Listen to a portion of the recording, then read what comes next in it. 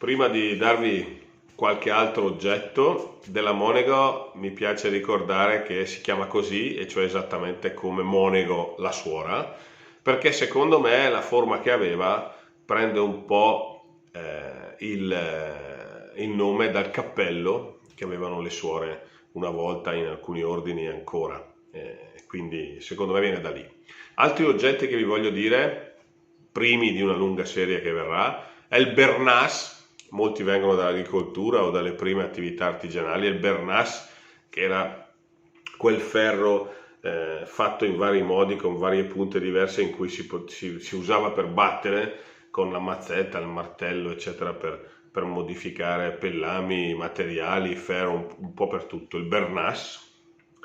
È il Fretas, che è l'attrezzo è usato in edilizia per tirare la malta fine, eccetera, livellarla, è il fretas.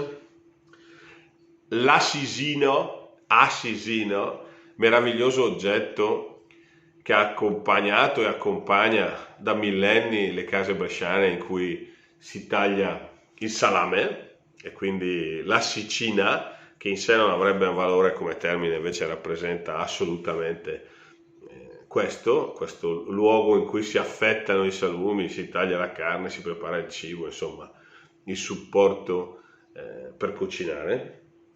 È il tritarel, quindi un arcaico frullatore che serviva per tritare le cose. E infine è l'eri, in italiano piede di porco, ma anche qui nel dialetto rappresentato da tutti quegli attrezzi anche molto più minuscoli del piede di porco in sé, con quelleri che venivano utilizzati per poter fare pressione, per poter fare spessore e quindi aprire sia in maniera lecita che forzata, e anche illecita, le superfici.